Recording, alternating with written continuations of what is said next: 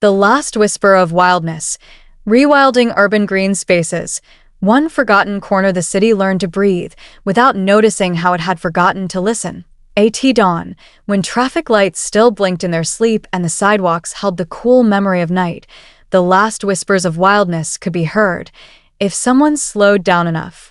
They hid in the cracks between paving stones, in the stubborn grass bowing through concrete, in the sparrows that rehearsed courage on telephone wires. These were not accidents. They were invitations. Mara noticed them first because she had trained herself to look down. She walked the same route every morning, a ribbon of gray stitched with crosswalks and storefronts. For years, she had been a planner, measuring blocks, counting trees, shading parcels on maps. The city made sense when it could be organized. Then one winter, after a flood turned her neighborhood into a shallow, brown mirror, she began to notice how the water found its old paths. It flowed where creeks had once whispered. It pooled where marshes remembered their work. The city, for all its glass and steel, still carried the muscle memory of land. That morning, she paused at a fenced-off triangle of earth behind a closed bakery. The sign said no trespassing. The ground said please. The lot had been forgotten the way people forget old songs. No malice, just distance. A tangle of weeds clung to its edges. A sapling leaned toward light, ribs thin, leaves dusted with exhaust. A beetle traced a careful line across a brick. The place did not ask to be saved. It asked to be seen. Mara knelt and touched the soil. It was alive in the quiet way, damp, resilient, holding stories in grains and roots. She imagined what might happen if no one fixed it. If the fence rusted and fell. If the sapling grew without permission. If seeds arrived on the shoes of passers-by and the feathers of birds. She imagined a city that let small things be large. Rewilding, she knew, had a reputation. Pictures of wolves and wide-open spaces, a promise that felt too big for sidewalks. But she had learned another definition, not the return to some pristine past, but the practice of letting nature lead again, even in fragments. Especially in fragments, the first corner was that triangle of earth. It took 3 months of letters, meetings, and one quiet act of courage, slipping a note under the bakery's door that said, "What if we let it grow?" When permission came, it was conditional and cautious. No tall grasses. No can plants. No cost. Mara recruited neighbors not with speeches, but with curiosity. She asked them to bring a seed from somewhere they loved. A grandmother brought marigolds from her childhood yard. A delivery driver brought milkweed he'd seen by the river. A kid brought sunflower seeds and hope in equal measure. They planted without a plan, then learned to listen. The city noticed. It noticed because the bees noticed first. They arrived with their gentle insistence, drawing small, astonished crowds. It noticed because rainwater soaked in instead of skidding away, and the curb stopped pretending it was a river. It noticed because a woman on her lunch break ate her sandwich beside the fence and felt her shoulders drop. It noticed because people slowed down. The second corner was a rooftop, flat and black. It had been designed to repel life. Heat shimmered above it in summer, a mirage of loss. Mara worked with the building's janitor, who knew the roof better than anyone. Together, they laid down trays of sedum and native grasses, pockets of soil that could hold more than heat. They did not try to tame it. They chose plants that knew how to survive, plants with patience. By August, the roof hummed. Butterflies practiced landings. Wind stitched the grasses together. The building below cooled by degrees that felt like mercy. Someone painted a door green and left it unlocked on Fridays, and a trickle of people climbed up to remember the sky. Rewilding taught them new math. Not acres, but moments.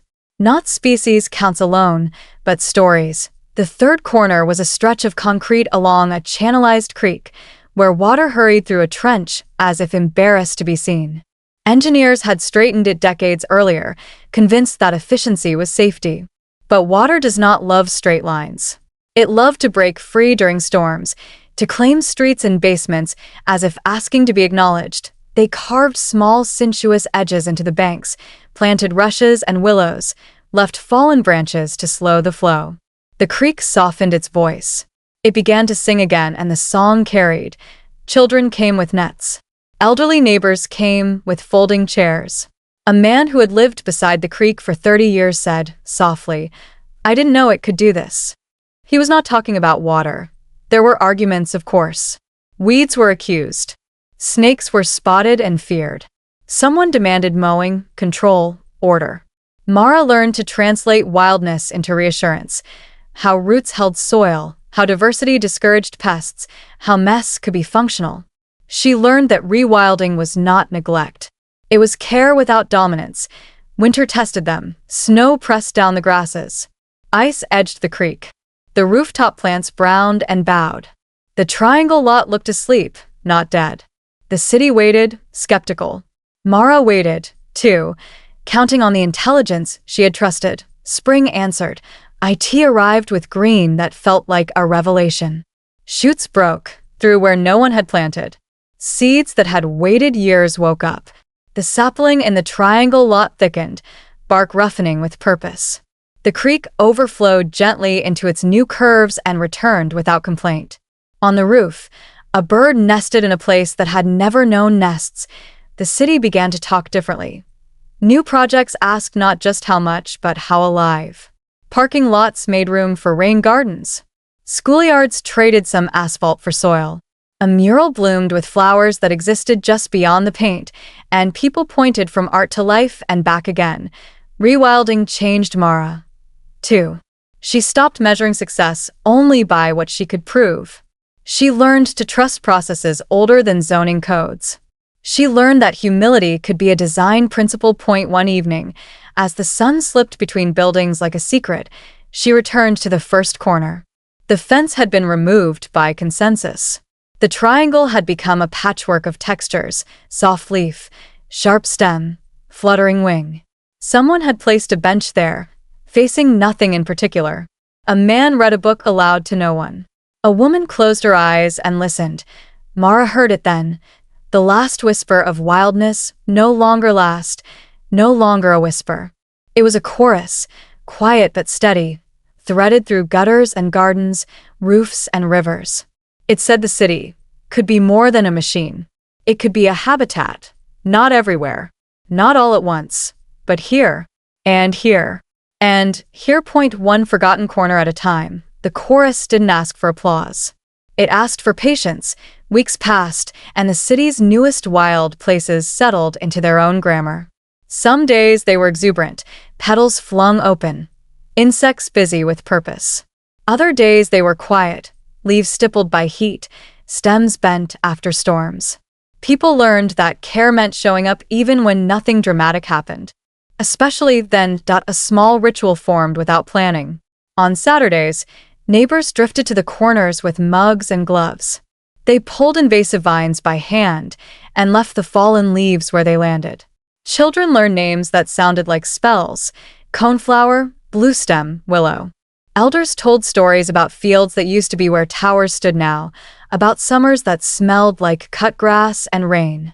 Memory braided with growth. There were setbacks. A delivery truck crushed a rain garden. A heat wave burned a rooftop patch brown. Vandals broke a bench and laughed. The wild places absorbed the damage the way living things do, not without pain, but without quitting. Seeds waited. Roots held. People repaired. What surprised everyone most was how rewilding changed the weather of the streets. Not the forecasts, the feelings. Tempers cooled where shade lingered. Conversations lengthened where birds gathered. The city felt less brittle. When storms came, water lingered where it could be held and moved on without fury.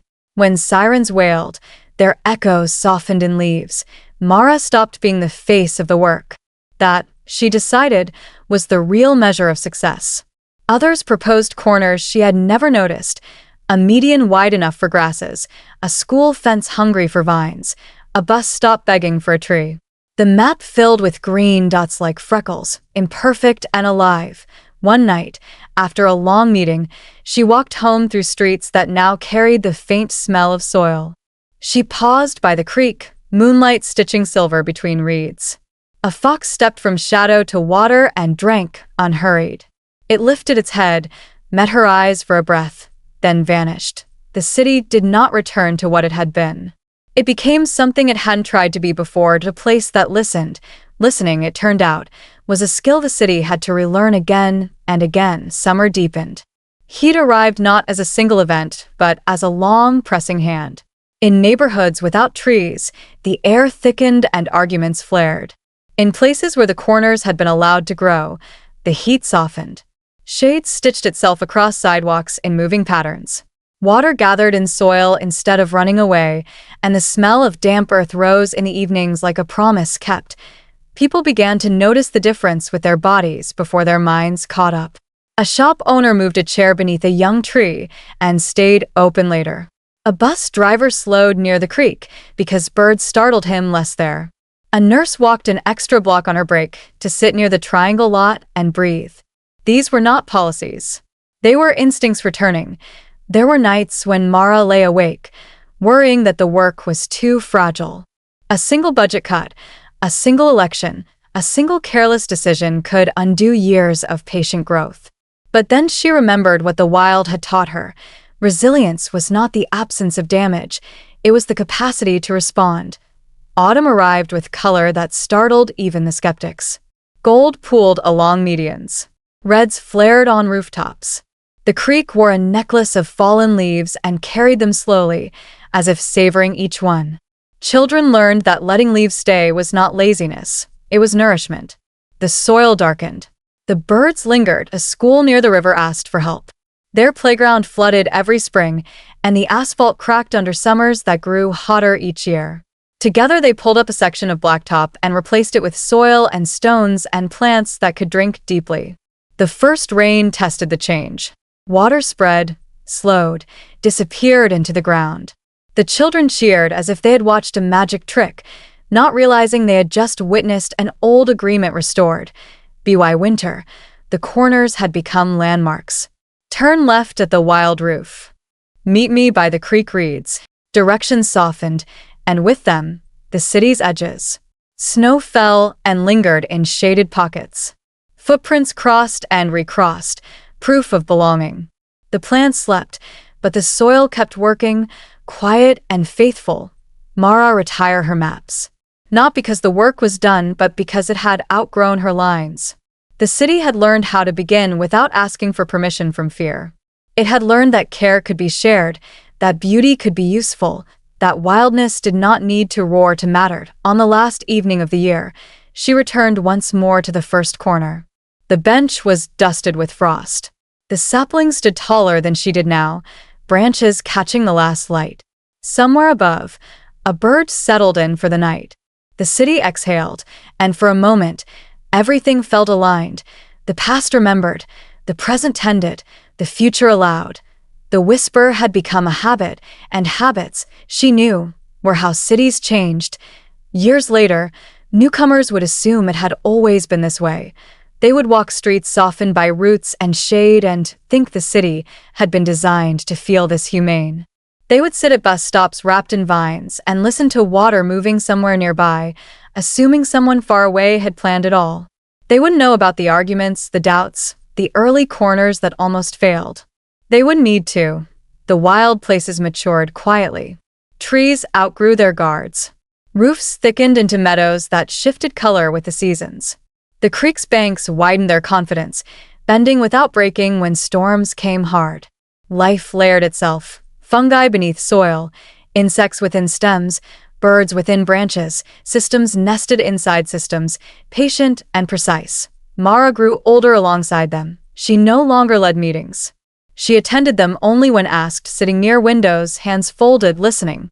She had learned that the truest influence was often invisible, like mycelium threading the ground, like water moving under streets. When people thanked her, she smiled and pointed elsewhere, to the soil, to the neighbors, to the corners that had taught them all how to begin. The city still struggled. It always would. Inequality did not vanish because flowers bloomed. Heat still found the vulnerable first. But the wild spaces had changed the conversation. Shade became a right, not a luxury. Floodplains were spoken of with respect. Green was no longer decoration. It was infrastructure with a pulse. One spring morning, a storm arrived fierce and sudden. Rain fell in sheets, the kind that used to overwhelm drains and nerves alike. This time, the city held. Water spread into gardens, sank into roofs, slowed along creeks that remembered their curves. Streets remained passable. Basements stayed dry. By afternoon, the sun returned, and the air smelled clean. People stood outside, stunned by relief, and one cheered. They simply nodded, as if confirming something they had hoped was true. That evening, Mara walked, slowly now, back to the first corner. The bench had been replaced twice, repaired many times.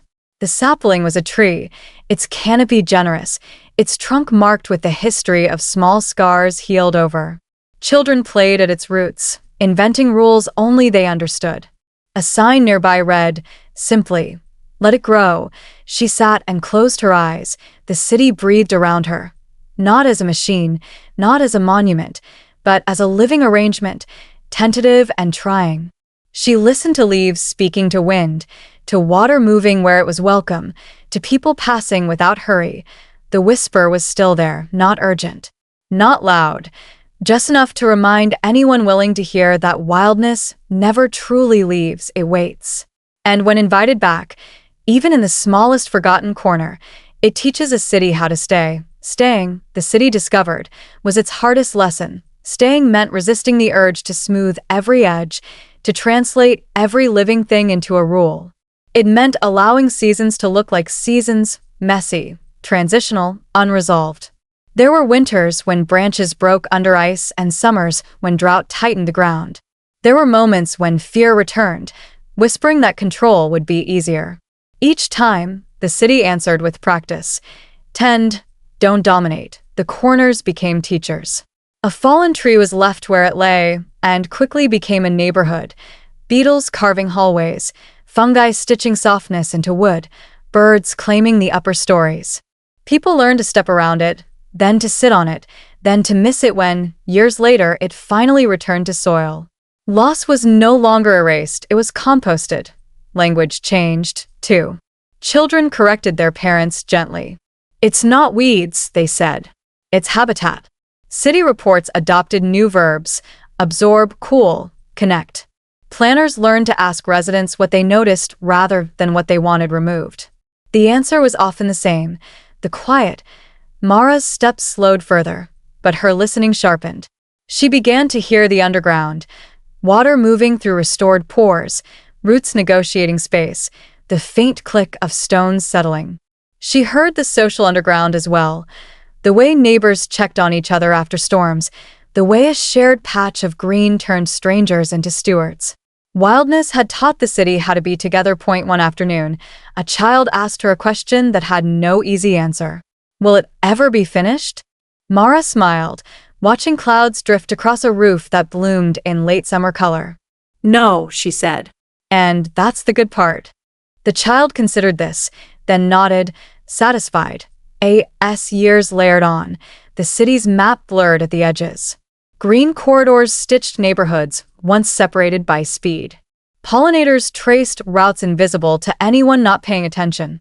The creek's song became a constant, sometimes low, sometimes laughing, never forgotten again. The city still built, still changed, but it did so with pauses, with margins, with room for breath. On an evening that felt ordinary enough to be precious, Mara returned to the bench one last time. The tree's leaves trembled, catching light. A breeze moved through the grasses, carrying the sound of water and voices and wings. She rested her hand on the wood and felt the steady exchange beneath, give and take, decay and growth, the long patience of living systems. The city did not promise perfection. It promised care, and in that promise, kept daily, imperfectly, together. The whisper of wildness found its home, not as a memory or a dream, but as a way of living that knew how to stay and how to begin again. Beginning again never arrived with ceremony. It slipped in on ordinary mornings, trash trucks rumbling past rain, gardens, joggers adjusting their routes to follow shade, a shopkeeper watering plants that no longer needed him but welcomed the attention anyway. The city learned that renewal did not announce itself. It accumulated, long after Mara was gone, People still sat at the bench without knowing her name. They felt only the ease of the place, the way time loosened its grip there. Leaves fell and were left. Snow melted and sank. New hands replaced old ones in the simple work of tending, watching, adjusting, trusting. The corners continued to multiply, not by mandate but by imitation. Someone would pause, notice an unused edge, and think, why not here? A fence would come down. Soil would appear. Life would follow. The city became a patchwork of small yes. There were still sirens, still heat, still days when the work felt too slow for the scale of the problems ahead.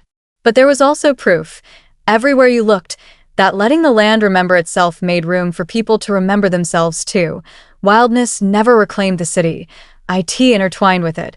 And in that weaving, root and road, water and wall, human and more than human, the city found something steadier than control and more hopeful than nostalgia.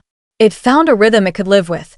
The whisper did not fade. IT became the background sound of a place that had learned, at last, how to listen. And how to keep listening, one forgotten corner and one ordinary day at a time. And in the end, there was no final chapter to mark an O-plaque announcing success. No ribbon cut across the wind. The wild corners simply kept doing what they had always done, receiving footsteps, rain, seeds, questions. They absorbed the weight of days and returned it as shade. They took the noise of the city and softened it into something human again. Some evenings, when the light leaned low and gold, a person might pause without intending to. They might rest a hand on bark roughened by years, or watch water slide slowly around stones placed by no one they knew. In that pause, something subtle happened. The city felt less like a place to survive and more like a place to belong. And Owen called it rewilding anymore. IT didn't need a name. IT lived in habits, in choosing patience over polish, care over conquest, listening over speed.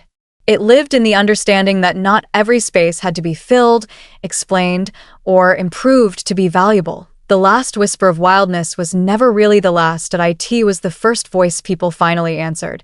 And as long as someone kept answering, by letting a corner grow, by allowing a pause, by trusting life to know what it was doing, the city would continue, not just standing, not just expanding, but quietly, resiliently alive. After that, silence learned to stay, not the empty kind, but the layered quiet where many small lives overlap without shouting, wings brushing air, roots easing through soil, water slipping past stone. The city learned that this silence was not an absence of progress. It was evidence of balance. People stopped asking what the wild corners were for. They simply used them. Without consuming them, a teenager sat beneath the old tree to think through a decision that would change her life. A father traced the seasons for his child by the colors along the creek. An exhausted nurse leaned against a railing on the roof meadow and let the wind take the sharpest edge off the day. None of them left anything behind except warmth, breath, and time. Years stacked gently on years. The city's skyline changed, as skylines do. Cranes came and went. Streets were renamed. Technologies replaced themselves. But the corners endured, not because they resisted change, but because they were allowed to adapt. When something failed, it returned as nourishment. When something arrived, it found a place to belong. What began as an experiment became a memory no one remembered starting, and that, perhaps, was the greatest success. Because when wildness no longer needs defending, when it no longer feels fragile or exceptional, it means it has been woven deeply enough to hold. It means the city has learned a new reflex: to pause before erasing, to ask before straightening, to listen before deciding. Somewhere, a person knelt and noticed a plant pushing through stone. They did not call it stubborn. They called it familiar. And the city, breathing around them, answered softly, continuing the conversation that would never end, as long as someone, somewhere, chose to listen. At last, the city no longer needed the reminder. The corners stood on their own, held by countless hands that had learned, quietly, how to care. The creek moved with confidence. Trees leaned into open air, without apology. Roofs bloomed and faded and bloomed again. Life flowed through the city the way blood finds its way through a body, Unnoticed, essential, there came a morning when nothing remarkable happened at all. An storm. No meeting. No discovery, people walked. Birds lifted. Water soaked into ground that welcomed it. The city functioned, not as a machine straining to endure, but as a living place aware of itself. And in that ordinariness was the ending, because the last whisper of wildness was no longer a whisper. It was presence. It was habit. It was trust. The city did not conquer nature, nor did nature reclaim the city. They learned to share the same breath, the same space, the same future. And so the story did not close with triumph or warning, but with something rarer, balanced: a city that listened. A city that allowed. A city that stayed alive, one forgotten corner at a time.